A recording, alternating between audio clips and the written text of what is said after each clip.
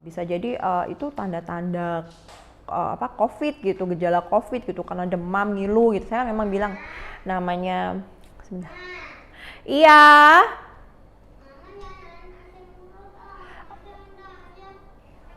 suka kayak gitu. Selama 10 hari setiap siang mereka kalau mau ngobrol di luar jendela. Iya ya, oke. Iya, mama lagi pakai mic. Lagi fotonya sendirian. Fotonya sendirian, nggak ada temen. Lagi rekam video. Bosen ya, mama juga bosen di dalam. Kita sama-sama bosen ya.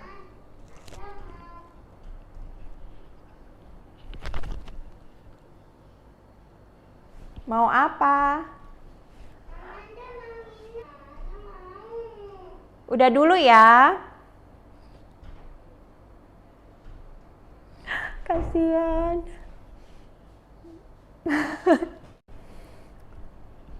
Assalamualaikum warahmatullahi wabarakatuh. Alhamdulillah hari ini sehat walafiat. Saya harap juga semuanya juga sehat di tengah pandemi seperti sekarang yang katanya lagi melonjak juga.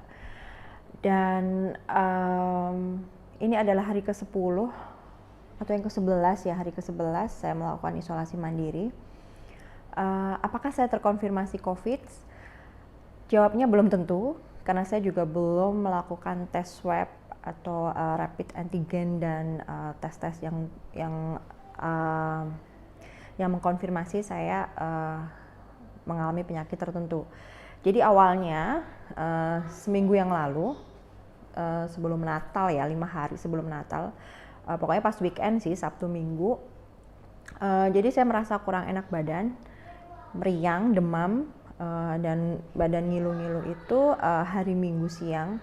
Itu sepulang saya dari olahraga sama suami saya. Jadi Sabtu Minggu itu sejak COVID naik lagi, kebiasaan kami yang berolahraga setiap pagi itu memang kita kurangin.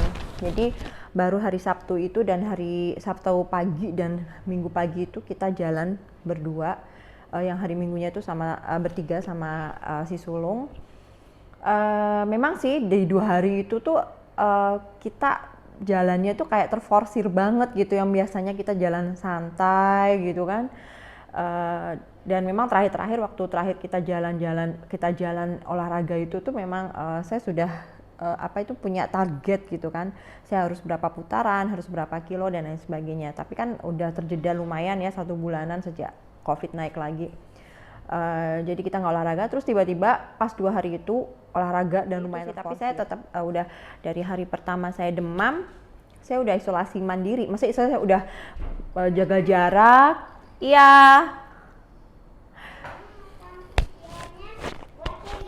Iya, nanti diedit sama adek ya. Ya, jadi dari mulai demam kita memang sudah kayak ini ya, kayak apa itu namanya?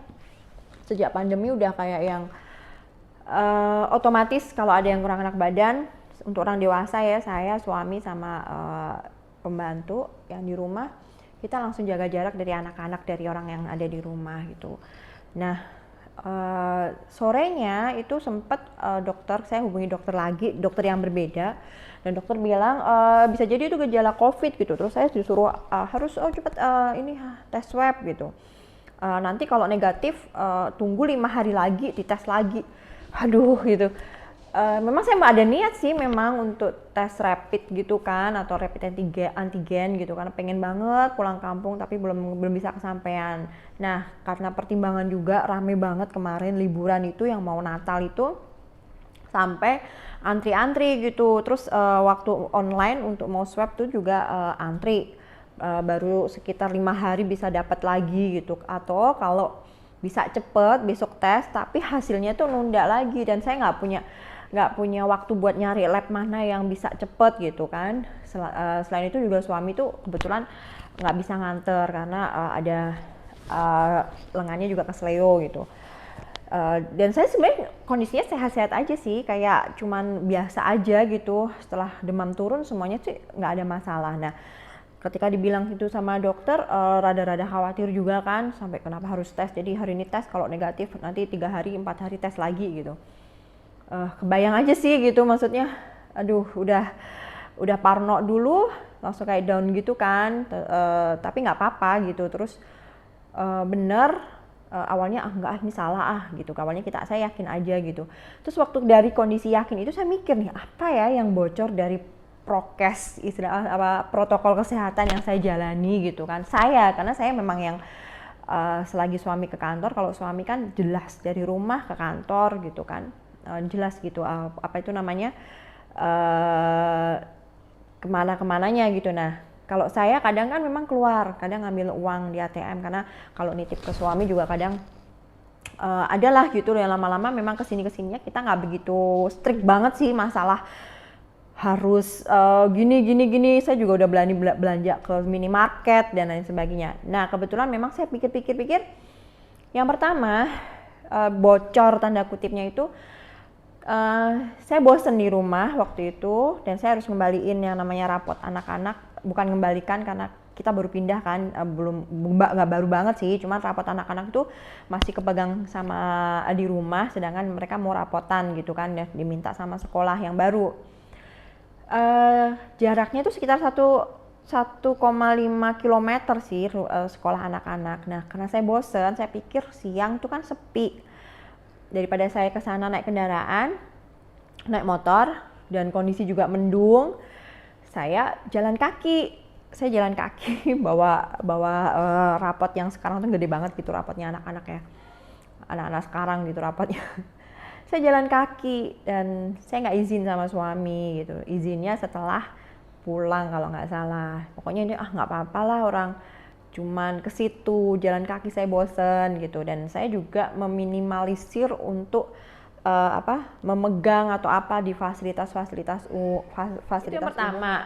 Saya merasa bocor di situ karena saya keluar rumah gitu, dan nggak izin juga sama suami. Yang kedua, waktu olahraga itu, jadi hari Ahadnya itu hari Sabtu, 2 hari itu saya pulang olahraga mampir ke tukang sayur dekat rumah, di belakang gang sih sebenarnya, di mana di tukang sayur itu campur baur. Pagi-pagi kan orang pada ngantri, ada yang pakai masker, ada yang nggak pakai masker, penjualnya nggak pakai masker gitu kan. Jadi, minggu paginya juga gitu kan rame juga. Terus beberapa 1-2 yang nggak pakai masker, terus ya gitu-gitu deh. Saya nggak tahu, tapi wallahu alam ya kayak gitu. Saya juga nggak mau ini udah kena dari ini, tapi saya hanya merasa bahwa itu bocornya saya sendiri. Saya nggak tahu, mungkin di situ saya kurang hati-hati, atau mungkin pada saat hari sebelumnya dan sebagainya. Nah itu yang bikin saya was-was gitu, jangan-jangan yang awalnya saya hanya paling masuk angin gitu, jadi was-was gitu. Nah kebetulan di hari kedua saya diare, jadi ke belakang gitu. Terus saya tambah nervous kan. Terus saya konsul ke dokter lagi, dokter yang berbeda lagi. Saya bilang gitu kondisi saya, dan dokter sampaikan bahwa ada nggak penyerta lainnya, kayak penciuman masih bagus, masih merasain makanan juga masih, saya masih doyan makan gitu kan. Terus tapi saya bilang saya ke belakang terus dok gitu. Terus intensitasnya berapa kali gitu kan. Saya bilang sih 3 kali lah, 3-4 kali sehari. Terus dokter bilang itu sebenarnya bukan diare sih kalau gitu. Terus gimana dengan teksturnya dan sebagainya lah gitu. Saya dikasih obat lagi, dan obatnya itu lebih ke, karena saya ada keluhan kayak sendawa terus gitu. Terus perut tuh kayak keros gitu, kayak orang kena emah gitu kan. Saya pikir atau apa ya, mah, atau pokoknya dokter akhirnya ngasihnya itu lebih ke obat-obat yang buat lambung gitu. Saya memang ada bawaan mah juga sih. Dan itu nggak lama sih, besoknya juga diarenya udah berhenti. Jadi itu udah hari ketiga saya isolasi mandiri. Saya juga dengar beberapa teman yang di Jakarta, beberapa ada yang positif. Terus ada cerita mereka yang ternyata recovery dari COVID gitu kan. Saya japri, saya WhatsApp, saya ngobrol gitu. Terus saya tanya gejalanya gitu kan. Dan mereka bilang gejalanya nggak ya gini-gini, beda-beda gitu. Maksudnya tapi intinya ada satu gejala khas yang sama. Kalau nggak batuk pilek, apa itu indera penciumannya hilang atau perasaannya juga berkurang. Pokoknya itu ada gejala khasnya. Dok, saya harus swab dok, gini. Saya harus swab kapan, dan ini soalnya saya masih ngantri, masih masa liburan kan, orang masih keluar kota, dan saya juga pertimbangan juga mau swab gitu. Nah dokter bilang tunggu aja deh 3 hari lagi gitu kan, sambil masih isolasi mandiri gitu. Oke, nggak apa-apa, kalaupun keluar pakai masker, tapi saya tetap di dalam kamar, nggak keluar. Kecuali mau berjemur itu pun pakai disinfektan. Terus hari keempat udah nggak diare, tapi gantian mulut tuh kaku gitu kan, kayak orang panas dalam gitu. Terus apa itu namanya, ada titik gitu, sariawan gitu. Saya bilang, dok ini gini, ini kan ada nih dok, apa gejala gini gitu. Tunggu aja bu gitu. Dokternya tetap menenangkan gitu kan. Dan nah mulai dari sini saya konsul ke dokternya di satu dokter yang sama, walaupun lewat dokter masih suruh nunggu nih 3 hari lagi deh, coba deh, kalau nggak ini ibu swab gitu. Jangan buru-buru ya, karena memang pertimbangan banget di kondisi rame dan lain sebagainya gitu kan, malah nanti riskan gitu, apalagi saya nggak ada yang nganter gitu. Akhirnya setelah itu seharian juga nggak lama gitu. Jadi selama saya isolasi mandiri, selain minum yang anget-anget gitu kan, makanan juga tetap ya, buah, makanan dan suplemen yang dikasih sama dokter itu saya konsumsi bergantian ya. Ada yang suplemen, ada vitamin apa gitu, dan itu aja sih. Saya nggak konsumsi yang lainnya. Saya kumur gitu. Lalu setelah selesai di kamar mandi, dari kamar mandi saya biasanya semprot-semprot. Terus dari wastafel, habis sikat gigi, habis cuci muka, saya semprot-semprot wastafelnya. Jadi benar-benar memposisikan bahwa saya ini isolasi mandiri yang mungkin saya terkonfirmasi lah gitu loh. Yang penting saya sudah jaga-jaga. Sariawan cuma 2 hari. Jadi waktu itu memang pas masa datang bulan. Nah waktu habis tiba-tiba pas datang bulan itu tadi, semuanya tuh hilang gitu loh. Penyakit tadi tuh hilang semua gitu. Alhamdulillah. Sebenarnya hari kelima itu udah enak gitu loh. Dan dokter, saya ditanya ke dokter, dok saya masih ini gimana dok, saya swab nih, saya udah ini sudah mau bikin jadwal. Dokter bilang it's okay, itu mungkin hanya virus biasa karena nggak ada penyerta lainnya yang khas gitu, dan itu termasuk kemarin tuh juga nggak diare masuknya gitu kan. Dokter bilang gitu ya, mungkin psikis juga, tapi karena udah terlanjur sayangnya kayak gitu, saya tetap melakukan isolasi mandiri. Suami bilang stay di kamar gitu kan. Jadi walaupun dokter bilang it's okay keluar pakai masker, suami tetap nggak bolehin saya keluar. Jadi benar-benar ya udahlah, saya di kamar, saya ngikut aja, saya nurut aja, karena saya merasa mungkin ada yang salah juga ketika saya mulai apa ya, nggak nurut gitu lah ya. Kalau kemarin disuruh di rumah, saya iseng jalan kaki gitu siang-siang gitu. Nah, dari masa isolasi itu, dari awal sampai sekarang, dan saya belum terkonfirmasi apakah saya COVID atau enggak, yang bisa saya share sih gitu, yang pertama, memang nggak boleh panik, tapi saya tetap panik waktu itu. Maksudnya panik tuh khawatir ya, lebih ke khawatir, jangan-jangan, was-was dan lain sebagainya. Tapi habis itu saya ambil air wudhu, saya sholat taubat lah gitu kan. Saya udah mungkin banyak salah juga, bukan mungkin, saya merasa banyak salah juga gitu ke suami, ke anak gitu kan. Mungkin mungkin ini waktunya penggugur dosa, itu yang pertama. Yang kedua, saya langsung cari literatur tentang masalah COVID, tentang gejalanya, tentang bagaimana menanganinya, dan saya langsung WhatsApp teman-teman yang udah pernah terkonfirmasi masa recovery dan sekarang sedang mengalami yang sama gitu, maksudnya mengalami COVID itu. Saya komunikasi terus sama teman-teman saya itu. Dan yang ketiga, memang ternyata adanya aplikasi aplikasi online yang konsultasi dokter itu sangat-sangat bermanfaat gitu.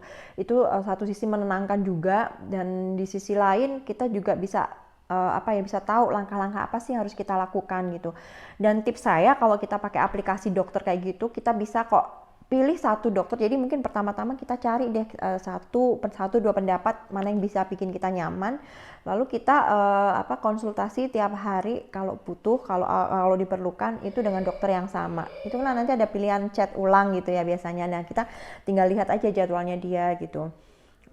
Itu yang saya lakukan kemarin, dan alhamdulillah dapatnya juga dokter-dokter yang yang enak banget gitu kan, yang bikin kita tenang gitu, dan bisa tahu kita mesti gimana gitu kalau ada apa yang harus kita lakukan dan lain sebagainya. Dan alhamdulillah nggak ada yang mengkhawatirkan, nggak ada yang dikhawatirkan, tapi nggak ada salahnya sih memang kita untuk menjaga itu tadi, kita kenali diri kita sendiri, tubuh kita sendiri, gejala-gejala yang ada di diri kita sendiri, kita kan pasti yang tahu ya. Jadi melepaskan segala kekhawatiran, lalu kita realistis, ini gejala yang saya alami ini normal nggak sih, atau ada yang berbeda, itu kita yang tahu gitu. Dan itu yang bisa kita jadikan itu yang bisa kita sampaikan ke dokter untuk bisa membantu kira-kira langkah apa yang terbaik yang bisa dipakai atau yang bisa membantu kita. Itu aja. Jadi semoga ada yang bisa diambil manfaat dari yang sharing saya hari ini. Yang pasti yang namanya isolasi mandiri belum tentu terkonfirmasi COVID, tapi memang kita harus lebih hati-hati karena memang pandemi ini merubah semua merubah kebiasaan, merubah cara pikir kita juga gitu. Jadi kita yang harus beradaptasi. Terima kasih. Wassalamualaikum warahmatullahi wabarakatuh.